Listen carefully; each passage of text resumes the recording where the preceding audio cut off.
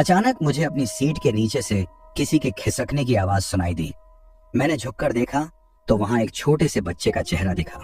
उसकी आंखें चमक रही जय श्री राम दोस्तों, मैं हूं शिवांग तिवारी और आप सुन रहे हैं हॉरर कहानी। बिना समय बर्बाद किए कहानी शुरू करते हैं। मेरा नाम आदित्य है। मैं जयपुर में एक सॉफ्टवेयर इंजीनियर हूँ और पिछले कुछ समय से हैदराबाद में एक प्रोजेक्ट पर काम कर रहा था। एक दिन मुझे अचानक जयपुर लौटने की जरूरत पड़ी और मैंने सोचा कि इस बार ट्रेन की बजाय बस से यात्रा करूंगा। बस यात्रा का अनुभव कुछ अलग और नया होगा। ऐसा सोचकर मैं जयपुर से हैदराबाद जाने वाली रात की बस में सवार हो गया। रात के करीब 11 बजे थे जब बस ने अपनी यात्रा शुरू की। बस में यात्रियों की भीड़ कम थी और अधिकांश लोग सोने की तैयारी में थे। मैंने अपनी सीट पर आराम से बैठकर हेडफोन लगाए और संगीत सुनने लगा। थोड़ी देर बाद बस शहर की चमचमाती रोशनी को पीछे छोड़ते हुए सुनसान सड़कों पर दौड़ने लगी। रात गहराती जा रही थी और धीरे धीरे सभी यात्री नींद में खोने लगे। मैंने अपनी सीट की खिड़की से बाहर झांका तो देखा कि बस एक सुनसान और घने जंगल से गुजर रही थी। अचानक बस में एक अजीब सी सर्द हवा चलने लगी। मुझे कुछ अजीब महसूस हुआ, मानो कोई हमें देख रहा हो। कुछ समय बाद मुझे अपने पीछे की सीट से किसी के फुसफुसाने की आवाज सुनाई दी। मैंने पीछे मुड़कर देखा पर वहां कोई नहीं था। मैंने इसे अपना भ्रम समझकर नजरअंदाज कर दिया और सोने की कोशिश करने लगा, लेकिन वो फुसफुसाहट की आवाजें तेज और स्पष्ट होती जा रही थी। मेरी नींद पूरी तरह उड़ चुकी थी और मैं बेहद डर गया था। थोड़ी देर बाद बस एक सुनसान ढाबे पर रुकी। ड्राइवर और कंडक्टर ने यात्रियों को बताया कि यहाँ कुछ देर रुकेंगे ताकि सभी फ्रेश हो सकें और कुछ खा पी सकें। मैं भी बस से उतरकर ढाबे की ओर बढ़ा। ढाबे का माहौल भी अजीब सा था। वहां कुछ लोग बैठे थे पर उनकी आंखों में एक अजीब सी चमक थी जो मुझे असहज कर रही थी। मैंने जल्दी जल्दी खाना खाया और वापस बस में आकर बैठ गया। बस ने फिर से अपनी यात्रा शुरू की। कुछ देर बाद मुझे अपनी सीट के नीचे से कुछ खिसकने की आवाज आई। मैंने झुककर देखा तो वहां एक पुराना और जर्जर सा बैग पड़ा था। बैग के अंदर से एक फोटो निकली जिसमें एक परिवार था, माँ, पिता और 2 बच्चे। लेकिन फोटो के पीछे खून से सनी एक चिट्ठी थी जिसमें लिखा था, हम वापस आ रहे हैं। मेरे शरीर में सिहरन दौड़ गई।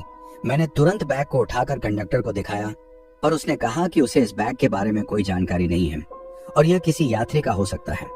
मैंने बैग को वहीं छोड़ दिया और अपनी सीट पर वापस आ गया। जैसे जैसे रात और गहरी होती जा रही थी मुझे और भी अजीब और गरीब अनुभव होने लगे। मुझे ऐसा महसूस हो रहा था मानो बस के अंदर कुछ अनदेखी शक्तियां मौजूद हों। एक बार मैंने खिड़की से बाहर झांका तो देखा कि एक आदमी बस के साथ साथ दौड़ रहा है। उसकी आंखें चमक रही थीं और चेहरा विकृत था। मैंने तुरंत खिड़की बंद कर दी और चुपचाप बैठा रहा। रात के करीब 3 बजे बस अचानक झटके से रुक गई। ड्राइवर ने बताया कि इंजन में कुछ समस्या हो गई है और हमें कुछ देर यहीं रुकना पड़ेगा। सभी यात्री नीचे उतर आए और बाहर खड़े हो गए। मैं भी बस से बाहर आ गया और देखा कि हम एक सुनसान गांव के पास थे। उस गांव के सभी घर खंडहर जैसे थे और चारों तरफ सन्नाटा पसरा हुआ था। तभी मुझे फिर से वही फुसफुसाहट की आवाजें सुनाई दी। मैंने चारों ओर देखा पर वहां कोई नहीं था। अचानक मुझे गांव के खंडहर घर से रोशनी की एक किरण दिखाई दी। मैं उत्सुकतावश उस ओर बढ़ा और देखा कि वहां एक बूढ़ी औरत बैठी थी। उसके चेहरे पर एक अजीब सी मुस्कान थी। उसने मुझे इशारे से बुलाया और कहा, आओ, तुम्हारा इंतजार कर रही थी। मेरे पैरों तले जमीन खिसक गई। मैं तुरंत वापस बस की ओर भागा और ड्राइवर से कहा कि हम जल्द से जल्द यहाँ से निकलें। ड्राइवर ने इंजन को फिर से स्टार्ट करने की कोशिश की और सौभाग्य से इस बार बस चल पड़ी। रात के बाकी समय मैंने अपनी आंखें बंद करके भगवान का नाम लिया और प्रार्थना करता रहा कि हम सुरक्षित हैदराबाद पहुंच जाएं। सुबह के करीब 6 बजे बस हैदराबाद पहुंच गई और मैंने चैन की सांस ली। यह सफर मेरे जीवन का सबसे डरावना और रहस्यमयी सफर था। आज भी जब मैं उस यात्रा को याद करता हूं तो रोंगटे खड़े हो जाते हैं और दिल की धड़कन तेज हो जाती है। क्या वो सब मेरा भ्रम था या वास्तव में उस बस में कुछ था? ये सवाल आज भी मेरे मन में उलझा हुआ है। हैदराबाद पहुंचने के बाद भी उस सफर की खौफनाक यादें मुझे परेशान करती रहीं। मैंने इस बारे में अपने दोस्तों को बताया पर वे हंसकर इसे मेरी कल्पना कहकर टाल देते थे। लेकिन मेरे दिल में यह सवाल अब भी जिंदा था, क्या वो सब सच था या मेरा भ्रम? कुछ हफ्तों बाद मुझे एक और प्रोजेक्ट पर काम करने के लिए वापस हैदराबाद जाना पड़ा। इस बार मैंने तय किया कि मैं फिर से बस से ही जाऊंगा, ये जानने के लिए कि पिछली बार जो हुआ वो सच था या नहीं। मैं जानता था कि यह खतरनाक हो सकता है, लेकिन मेरी जिज्ञासा मुझे वहां खींच ले गई। मैंने फिर से उसी बस सेवा की टिकट बुक की। रात के 11 बजे मैं बस स्टैंड पर पहुंचा और वही बस सामने खड़ी थी। बस में सवार होते ही मुझे एक अजीब सा एहसास हुआ, मानो कोई मुझे पहचान रहा हो। मैंने अपनी सीट पर बैठकर चारों ओर देखा, पर बस में केवल कुछ ही यात्री थे। बस के अंदर की हवा भारी और रहस्यमयी लग रही थी। रात के 12 बजे बस ने अपनी यात्रा शुरू की। थोड़ी देर बाद बस फिर से उसी जंगल के रास्ते से गुजरने लगी। इस बार मैंने अपनी आंखें बंद कर ली और सोने की कोशिश करने लगा, लेकिन फिर से वही फुसफुसाहट की आवाजें सुनाई देने लगी। मैंने हिम्मत जुटाकर पीछे मुड़कर देखा, पर वहां कोई नहीं था। मेरी सांसें तेज हो गईं और दिल की धड़कन बढ़ गई। बस एक बार फिर उसी सुनसान ढाबे पर रुकी। इस बार मैंने तय किया कि मैं ढाबे पर नहीं जाऊंगा। मैं बस में ही बैठा रहा और खिड़की से बाहर देखने लगा। अचानक मुझे ढाबे के एक कोने में वही बूढ़ी औरत दिखाई दी। वह मुझे घूर रही थी और उसके चेहरे पर वही अजीब सी मुस्कान थी। मेरी हिम्मत जवाब देने लगी और मैं घबराकर बस से उतर गया। मैंने ड्राइवर से पूछा, ये बूढ़ी औरत कौन है? ड्राइवर ने मेरी बात को गंभीरता से लिया और कहा, भाई, यहाँ कोई बूढ़ी औरत नहीं है, तुम्हें जरूर कोई गलतफहमी हो रही होगी। मैंने उसकी बात मान ली और वापस बस में चढ़ गया। जैसे ही बस ने फिर से चलना शुरू किया, मुझे ऐसा लगा मानो कोई मेरे पीछे बैठा हो। मैंने पीछे मुड़कर देखा, पर वहां कोई नहीं था। मेरे शरीर में एक सिहरन दौड़ गई। मैंने अपनी सीट की खिड़की बंद कर दी और आंखें बंद करके भगवान का नाम लेने लगा। रात के 2 बजे बस फिर से रुक गई। इस बार ड्राइवर ने घोषणा की कि इंजन में कोई समस्या आ गई है और हमें कुछ देर यहाँ रुकना पड़ेगा। सभी यात्री नीचे उतर गए और आसपास का माहौल देखने लगे। मैं भी बस से उतरकर गांव के उस खंडहर घर की ओर बढ़ा जहां पिछली बार मुझे बूढ़ी औरत दिखाई दी थी। जैसे ही मैं घर के पास पहुंचा, मुझे अंदर से किसी के रोने की आवाज सुनाई दी। मैंने अंदर झांका तो देखा कि वहां एक छोटी बच्ची बैठी थी जो जोर जोर से रो रही थी। मैंने उससे पूछा, तुम यहाँ क्या कर रही हो? तुम्हारे माता पिता कहाँ हैं? बच्ची ने रोते रोते कहा, मुझे नहीं पता, मैं यहाँ फंस गई हूँ। मैंने सोचा कि उसे बस में ले जाकर ड्राइवर और कंडक्टर को दिखाऊं, लेकिन जैसे ही मैं उसे उठाने के लिए आगे बढ़ा, वह गायब हो गई। मेरी समझ में कुछ नहीं आ रहा था। मैंने वापस बस की ओर दौड़ लगाई और ड्राइवर से सारी बात बताई। ड्राइवर ने कहा, यहाँ कोई बच्ची नहीं हो सकती, तुम्हें जरूर कोई भ्रम हुआ होगा। बस फिर से चल पड़ी। इस बार मैंने अपनी आंखें बंद कर ली और सोने की कोशिश करने लगा, लेकिन नींद मुझसे कोसों दूर थी। मुझे बार बार वही फुसफुसाहट की आवाजें सुनाई दे रही थीं। मैंने ड्राइवर से पूछा कि हमें हैदराबाद पहुंचने में कितना समय लगेगा। उसने कहा, करीब 4-5 घंटे और लगेंगे। रात के करीब 4 बजे बस फिर से एक सुनसान जगह पर रुक गई। ड्राइवर ने बताया कि यहाँ से आगे की सड़क बंद है और हमें कुछ देर रुकना पड़ेगा। सभी यात्री बस से उतरकर बाहर खड़े हो गए। मैंने चारों ओर देखा, पर कहीं कोई रोशनी या आवाज नहीं थी। अचानक मुझे बस के पीछे से किसी के चीखने की आवाज सुनाई दी। मैंने भागकर देखा तो वहां कुछ नहीं था। अब मेरी हालत बुरी हो रही थी। मैं समझ नहीं पा रहा था कि ये सब क्या हो रहा है। बस में लौटते समय मुझे बस के पीछे के एक कोने में वही पुराना बैग दिखाई दिया। मैंने उसे उठाकर देखा तो उसमें वही फोटो थी जो पिछली बार मैंने देखी थी। इस बार फोटो के पीछे एक और चिट्ठी थी जिसमें लिखा था, हम वापस आ चुके हैं। मेरा शरीर कांपने लगा। मैंने तुरंत बैग को वहीं छोड़ दिया और बस में वापस आ गया। इस बार मैंने तय कर लिया कि जब तक हम हैदराबाद नहीं पहुंचते, मैं बस से बाहर नहीं निकलूंगा। बस फिर से चल पड़ी। अब तक मेरी नींद पूरी तरह उड़ चुकी थी और मैं बस के अंदर की हर हलचल को ध्यान से देख रहा था। अचानक मुझे अपनी सीट के नीचे से किसी के खिसकने की आवाज सुनाई दी। मैंने झुककर देखा तो वहां एक छोटे से बच्चे का चेहरा दिखा। उसकी आंखें चमक रही थीं और उसने मुझसे कहा, मुझे बचाओ। मैंने तुरंत अपने पैर पीछे खींच लिए और बस के अगले हिस्से की ओर दौड़ा। मैंने ड्राइवर को सारी बात बताई। उसने कहा, तुम्हें जरूर कोई भ्रम हो रहा है, बस में कोई बच्चा नहीं है। लेकिन मैं जानता था कि मैंने जो देखा वह सच था। रात के करीब 5 बजे बस ने एक सुनसान सड़क पर रुककर अपना इंजन बंद कर दिया। ड्राइवर ने कहा कि अब हमें यहीं रुकना होगा और सुबह होने का इंतजार करना होगा। सभी यात्री बस से उतर गए और आसपास टहलने लगे। मैं भी बस से बाहर निकला और देखा कि हम एक पुराने और सुनसान गांव के पास थे। गांव में कुछ घर थे जो खंडहर जैसे लग रहे थे। मैंने वहां के घर की ओर बढ़ा और देखा कि दरवाजा खुला हुआ था। अंदर झांकते ही मुझे एक अजीब सी गंध महसूस हुई। वहां की दीवारों पर खून के धब्बे थे और फर्श पर कई पुरानी तस्वीरें बिखरी हुई थीं। जैसे ही मैंने तस्वीरों को देखा, मुझे उनमें वही परिवार दिखा जो उस बैग में फोटो में था, माँ, पिता और 2 बच्चे। मुझे ऐसा लगा मानो उन तस्वीरों में कुछ छिपा हो। मैंने तस्वीरों को उठाकर ध्यान से देखा तो उनमें से एक तस्वीर के पीछे लिखा था, हमारा बदला अभी बाकी है। मेरा दिल जोर जोर से धड़कने लगा। मैंने तस्वीरों को वहीं छोड़ दिया और वापस बस की ओर भागा। रास्ते में मुझे फिर से वही बच्ची दिखाई दी जो जोर जोर से रो रही थी। इस बार मैंने उसे अनदेखा किया और तेजी से बस की ओर बढ़ा। जैसे ही मैं बस के पास पहुंचा, मैंने देखा कि बस के अंदर कुछ यात्री बेहोश पड़े थे। मैंने ड्राइवर से पूछा, क्या हुआ इन्हें? ड्राइवर ने कहा, पता नहीं, अचानक ये सब बेहोश हो गए। मैंने महसूस किया कि यहाँ कुछ बहुत ही गलत हो रहा है। मैंने सभी यात्रियों को जगाने की कोशिश की, लेकिन वे होश में नहीं आ रहे थे। तभी मुझे बस के पीछे से किसी के हंसने की आवाज सुनाई दी। मैंने पीछे मुड़कर देखा तो वहां वही बूढ़ी औरत खड़ी थी। उसने कहा, तुम लोग यहाँ से नहीं जा सकते, ये जगह तुम्हारी कब्रगाह बनने वाली है। मेरे शरीर में सिहरन दौड़ गई। मैंने तुरंत बस के अगले हिस्से की ओर भागा और ड्राइवर से कहा, हमें यहाँ से तुरंत निकलना होगा। ड्राइवर ने इंजन स्टार्ट करने की कोशिश की, लेकिन इंजन ने काम करना बंद कर दिया था। हम फंस चुके थे। तभी मैंने देखा कि गांव के खंडहर घरों से कई लोग बाहर आ रहे थे। उनके चेहरे विकृत थे और आंखों में अजीब सी चमक थी।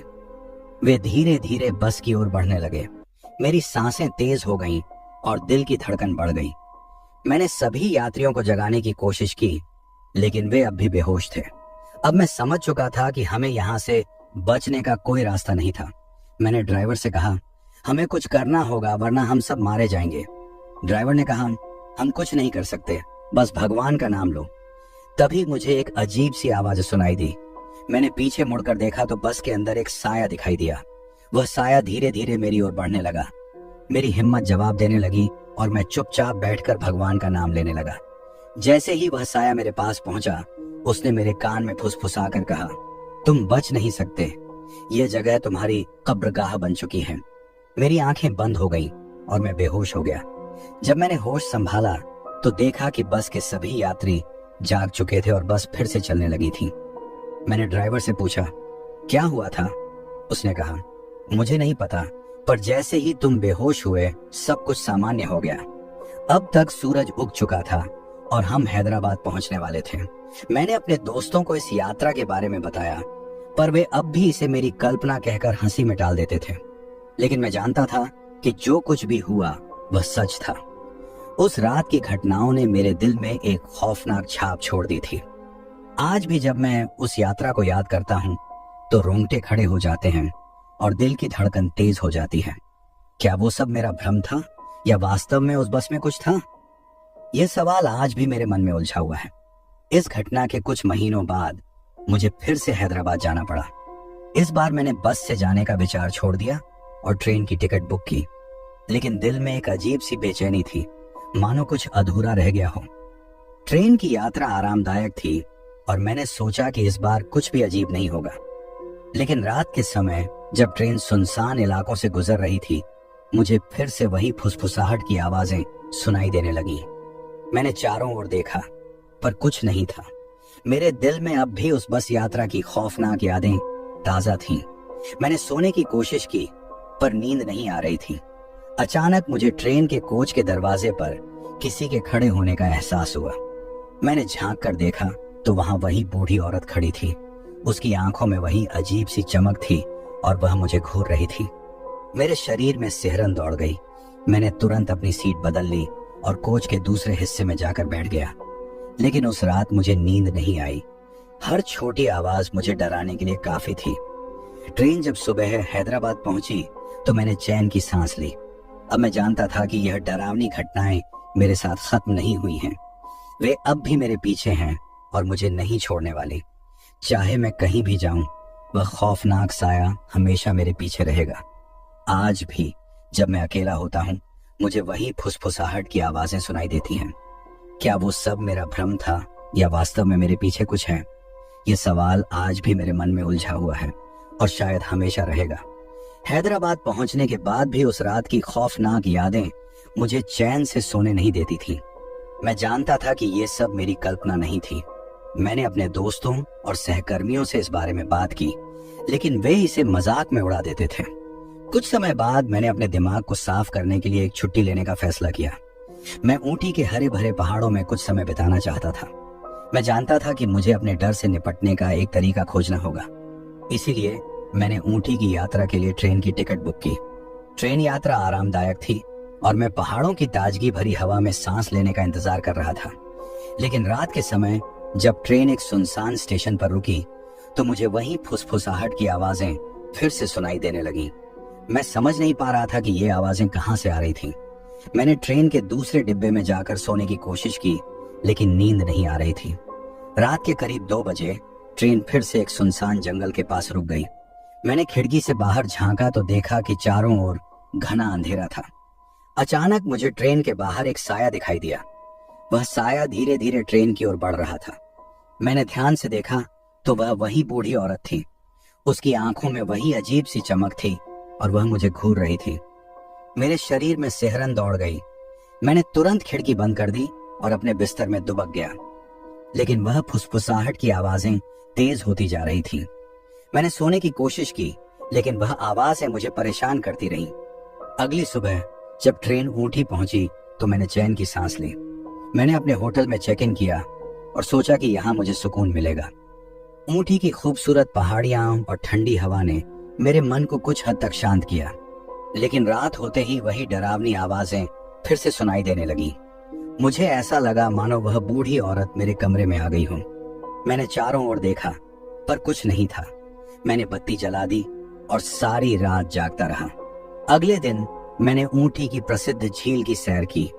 वहां की शांत और सुंदर झील ने मेरे मन को कुछ हद तक शांत किया। मैंने सोचा कि शायद यह सब मेरा वहम है और मुझे बस अपने दिमाग को शांत करने की जरूरत है। लेकिन रात होते ही वही खौफनाक फुसफुसाहट की आवाजें फिर से सुनाई देने लगी। इस बार मैंने तय किया कि मैं इसका सामना करूंगा। मैंने कमरे की बत्ती जलाई और चारों ओर देखा, लेकिन वहां कोई नहीं था। अचानक मुझे कमरे की दीवार पर एक साया दिखाई दिया। वह साया धीरे धीरे मेरी ओर बढ़ने लगा। मैंने देखा कि वह वही बच्ची थी जिसे मैंने बस में देखा था। उसने रोते हुए कहा, मुझे बचाओ। मैंने उसकी ओर बढ़कर पूछा, तुम्हें क्या हुआ है? उसने कहा, हम यहाँ फंस गए हैं और हमें बचने का कोई रास्ता नहीं है। तभी मुझे कमरे के दरवाजे पर खटखटाने की आवाज सुनाई दी। मैंने दरवाजा खोला तो वहां वही बूढ़ी औरत खड़ी थी। उसने कहा, तुम यहाँ से नहीं जा सकते। ये जगह तुम्हारी कब्रगाह बन चुकी है। मेरे शरीर में सिहरन दौड़ गई। मैंने तुरंत दरवाजा बंद कर दिया और भगवान का नाम लेने लगा। अब मुझे यकीन हो गया था कि ये सब मेरे साथ खत्म नहीं हुआ था। ये डरावनी साया अब भी मेरे पीछे था। अगले दिन मैंने ऊटी की सड़कों पर घूमते हुए एक पुरानी किताबों की दुकान देखी। मैंने सोचा कि शायद वहां मुझे कुछ सुराग मिले कि ये सब क्यों हो रहा है। दुकान के अंदर एक बूढ़ा आदमी बैठा था।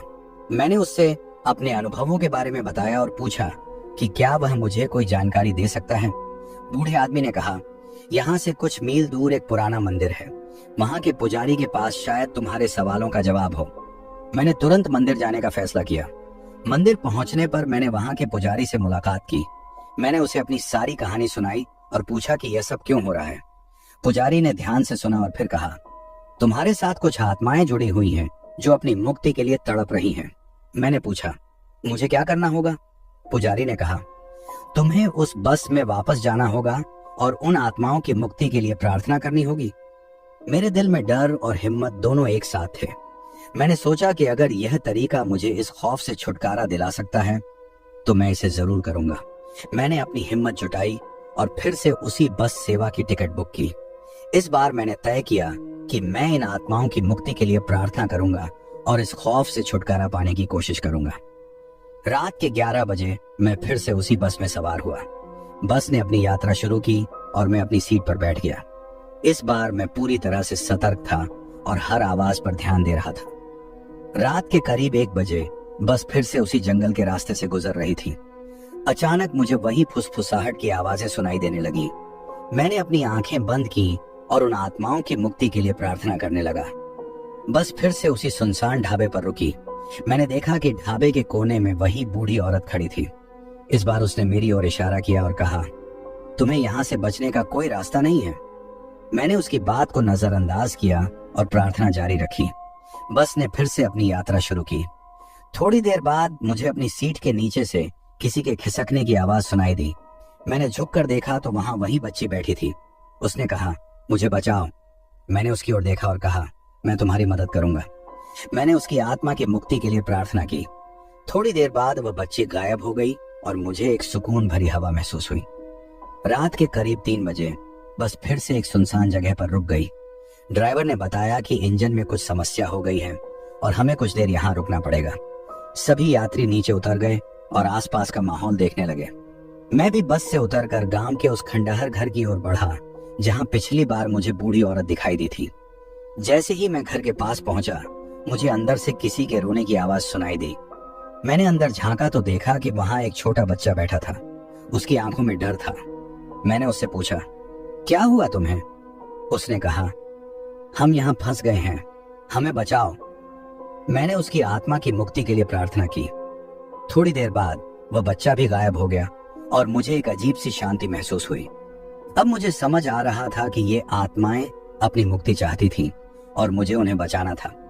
मैंने बस में लौटकर सभी यात्रियों से कहा कि हम सबको मिलकर प्रार्थना करनी होगी।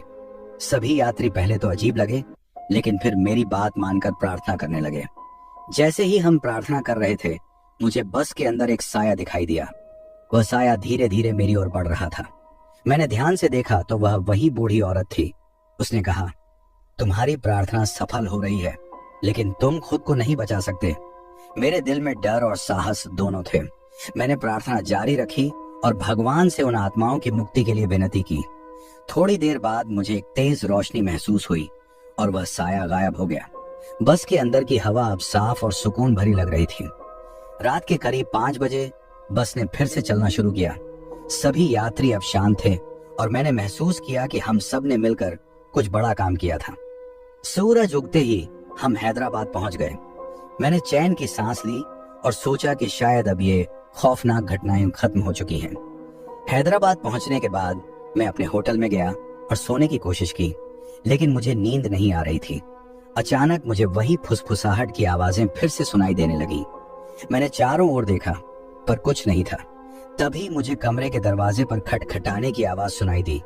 मैंने दरवाजा खोला तो वहां वही बूढ़ी औरत खड़ी थी। उसने कहा, तुमने उन आत्माओं की मुक्ति की, लेकिन तुम खुद को नहीं बचा सके। तुम्हारा अंत अभी बाकी है। मेरे शरीर में सिहरन दौड़ गई। मैंने दरवाजा बंद कर दिया और भगवान का नाम लेने लगा, लेकिन वह फुसफुसाहट की आवाजें अब और तेज हो गई थीं। अब मुझे यकीन हो गया था कि यह खौफनाक साया कभी मेरा पीछा नहीं छोड़ेगा। चाहे मैं कहीं भी जाऊं, ये डरावनी आत्माएं हमेशा मेरे पीछे रहेंगी। मैंने अपने दोस्तों और परिवार को अलविदा कहने का फैसला किया, क्योंकि मुझे पता था कि अब मेरा अंत करीब था। कुछ दिनों बाद मेरे दोस्तों ने मुझे मेरे होटल के कमरे में मृत पाया। मेरे चेहरे पर एक खौफनाक मुस्कान थी और मेरी आंखें खुली हुई थीं, मानो मैं अब भी उस बूढ़ी औरत को देख रहा हूं। मेरी कहानी यही खत्म होती है, लेकिन यह खौफनाक साया अब भी जीवित है और शायद किसी और का पीछा कर रहा है। इस डरावनी यात्रा का अंत नहीं हुआ है और शायद कभी नहीं होगा। मेरा नाम आदित्य है और यह घटना मेरे साथ 2023 के जून महीने में घटी थी। मैं जयपुर से हैदराबाद जा रहा था और मैंने रात की बस का टिकट बुक किया था। मुझे बस यात्राएं हमेशा से पसंद रही हैं, लेकिन उस रात की यात्रा ने मेरी जिंदगी बदल दी। रात के करीब 10 बजे मैंने बस स्टैंड पर पहुंचकर अपनी सीट ढूंढी। बस में ज्यादा भीड़ नहीं थी। मेरी बगल वाली सीट खाली थी और मेरे सामने एक बुजुर्ग दंपति बैठे थे। बस स्टैंड पर लगे बोर्ड पर लिखा था कि बस को रात 10:30 बजे रवाना होना है। जैसे ही बस ने जयपुर छोड़ना शुरू किया, मैंने अपनी हेडफोन पहन ली और एक हॉरर पॉडकास्ट सुनने लगा। मुझे हमेशा से डरावनी कहानियों का शौक रहा है। बस धीरे धीरे हाईवे पर दौड़ने लगी और शहर की रोशनी पीछे छूटने लगी। रात के करीब 12 बजे बस एक सुनसान रास्ते पर आ गई। हाईवे पर सिर्फ हमारी बस ही नजर आ रही थी। मैंने खिड़की से बाहर देखा तो चारों ओर अंधेरा ही अंधेरा था। अचानक बस का इंजन बंद हो गया और बस रुक गई। ड्राइवर और कंडक्टर दोनों नीचे उतरे और इंजन को चेक करने लगे। बस के रुकते ही माहौल में एक अजीब सी चुप्पी छा गई। बुजुर्ग दंपति आपस में फुसफुसा रहे थे और बाकी यात्री भी चिंतित नजर आ रहे थे। तभी मैंने देखा कि एक लड़की, जिसकी उम्र करीब 25 साल रही होगी, बस में चढ़ी। उसने एक सफेद साड़ी पहन रखी थी और उसके बाल खुले हुए थे। उसकी आंखों में एक अजीब सा चमक थी। लड़की ने बिना कुछ कहे मेरी बगल वाली सीट पर बैठ गई। मैंने उससे बात करने की कोशिश की, आपको कोई मदद चाहिए? लेकिन उसने कोई जवाब नहीं दिया। उसकी चुप्पी ने मुझे और भी असहज कर दिया। कुछ मिनटों बाद ड्राइवर और कंडक्टर बस में वापस आए और इंजन चालू हो गया। बस फिर से चलने लगी, लेकिन अब मुझे एक अजीब सा एहसास हो रहा था। लड़की की उपस्थिति ने माहौल को और भी भयानक बना दिया था। मैंने फिर से पॉडकास्ट सुनने की कोशिश की, लेकिन मेरा ध्यान बार बार उस लड़की की ओर जा रहा था। करीब 1 घंटे बाद बस अचानक से फिर से रुक गई। इस बार ड्राइवर ने बताया कि आगे रास्ता बंद है और हमें कुछ देर इंतजार करना पड़ेगा। बस के रुकते ही वो लड़की उठी और बस से बाहर चली गई। मैंने उसके पीछे चलते हुए देखा, लेकिन अंधेरे में वो गायब हो गई। अब बस में एक अजीब सा तनाव फैल गया था। बुजुर्ग दंपति ने अचानक से चिल्लाना शुरू कर दिया, यहाँ कुछ ठीक नहीं है, हमें यहाँ से निकलना होगा। उनकी आवाज में डर साफ झलक रहा था। बस के अंदर बाकी यात्री भी बेचैन हो गए थे। तभी बस के बाहर से किसी के चीखने की आवाज आई। ड्राइवर और कंडक्टर तुरंत नीचे उतरे और देखने लगे। मैंने भी हिम्मत जुटाई और बस से बाहर निकला। बाहर का दृश्य देखकर मेरी रूह कांप गई। वो लड़की जो बस में बैठी थी, अब एक पेड़ के नीचे खड़ी थी और उसके चारों ओर अजीब सी रोशनी फैल रही थी। उसकी आंखें अब पूरी तरह से काली हो चुकी थी और उसके चेहरे पर एक खौफनाक मुस्कान थी। ड्राइवर और कंडक्टर दोनों उस लड़की की ओर बढ़े, लेकिन जैसे ही वे उसके पास पहुंचे, उन्होंने देखा कि वो हवा में उठने लगी। अब यह साफ हो चुका था कि वो कोई सामान्य लड़की नहीं थी। वो एक भूतिया आत्मा थी जो बस में सफर कर रही थी। अचानक बस के अंदर से बाकी यात्रियों की चीखें सुनाई दी। मैं तुरंत बस के अंदर भागा और देखा कि सभी यात्री बेहोश पड़े थे। बुजुर्ग दंपति भी बेहोश थे। मैंने तुरंत पुलिस को फोन किया और स्थिति बताई। करीब आधे घंटे बाद पुलिस वहां पहुंची और सभी यात्रियों को अस्पताल ले जाया गया। जांच के बाद पता चला कि बस के अंदर किसी तरह का जहरीला गैस छोड़ा गया था, जिससे सभी बेहोश हो गए थे। लेकिन वो लड़की, उसका कोई पता नहीं चला। अस्पताल में कुछ दिनों के इलाज के बाद सभी यात्री ठीक हो गए, लेकिन वो घटना आज भी मेरी यादों में ताजा है। वो रात मेरी जिंदगी की सबसे भयानक रात थी और उस बस यात्रा ने मुझे यह सिखाया कि कभी कभी डरावनी कहानियां सच भी हो सकती हैं। मैंने उस रात को कभी नहीं भुला पाया और अब जब भी मैं बस यात्रा करता हूं तो मुझे वो भयानक लड़की याद आ जाती है। जयपुर से हैदराबाद की वो यात्रा मेरे लिए एक डरावनी याद बनकर रह गई है। अस्पताल से छुट्टी मिलने के बाद मैं घर लौट आया, लेकिन उस रात की घटना ने मेरे दिल और दिमाग पर गहरा असर छोड़ा था। रात में नींद नहीं आती थी और हर छोटी आवाज मुझे डराने लगी थी। वो लड़की और उसकी खौफनाक मुस्कान बार बार मेरी आंखों के सामने आ जाती थी। मैंने उस घटना के बारे में अपने कुछ दोस्तों को बताया, लेकिन किसी ने भी मेरी बातों को गंभीरता से नहीं लिया। सबने यही कहा कि हो सकता है मैंने कोई सपना देखा हो या फिर कोई और बात हो, लेकिन मेरे लिए यह सिर्फ एक सपना नहीं था, यह हकीकत थी और इस हकीकत का सामना मुझे हर रात करना पड़ रहा था। मैंने सोचा कि शायद यह सब भूल कर अपनी रोजमर्रा की जिंदगी में वापस लौट आऊं, लेकिन यह इतना आसान नहीं था। कुछ हफ्तों बाद मुझे हैदराबाद में एक नया जॉब ऑफर मिला। मैंने सोचा कि शायद शहर बदलने से मेरा मन बदल जाएगा और मैं उस घटना को भूल पाऊंगा। मैंने ऑफर स्वीकार कर लिया और फिर से एक बार जयपुर से हैदराबाद की बस यात्रा की तैयारी करने लगा। इस बार मैंने एक अलग बस कंपनी का चुनाव किया और रात के बजाय दिन की बस यात्रा की योजना बनाई। बस यात्रा की शुरुआत सामान्य रही। मैं अपने साथ एक किताब लेकर आया था ताकि समय बीत सके, लेकिन जैसे जैसे बस आगे बढ़ने लगी मुझे फिर से वो पुरानी घटना याद आने लगी। मैंने खुद को शांत करने की कोशिश की और किताब पढ़ने में ध्यान लगाया। बस एक सुनसान हाईवे पर पहुंची और मैंने खिड़की से बाहर देखा। बाहर का दृश्य एकदम शांत था, लेकिन मेरे अंदर का तूफान बढ़ रहा था। जैसे ही हम उस जगह के करीब पहुंचे जहां पिछली बार बस रुक गई थी, मेरा दिल तेजी से धड़कने लगा। मैं जानता था कि यह सिर्फ मेरा डर था, लेकिन फिर भी मैं खुद को संभाल नहीं पा रहा था। अचानक बस फिर से रुक गई। ड्राइवर ने घोषणा की कि बस का इंजन फिर से खराब हो गया है और हमें कुछ देर इंतजार करना पड़ेगा। मैंने खिड़की से बाहर देखा और वहां वही पेड़ नजर आया जहां उस रात वो लड़की खड़ी थी। मेरे पूरे शरीर में सिहरन दौड़ गई। बस के बाहर उतरते ही मैंने देखा कि ड्राइवर और कंडक्टर इंजन को चेक कर रहे थे।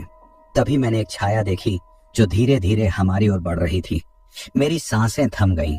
वो वही लड़की थी, उसी सफेद साड़ी में, उसी खौफनाक मुस्कान के साथ।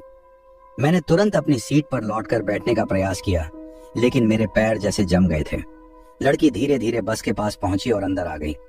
बस में बैठे सभी यात्री हैरान थे, लेकिन कोई कुछ नहीं कह रहा था।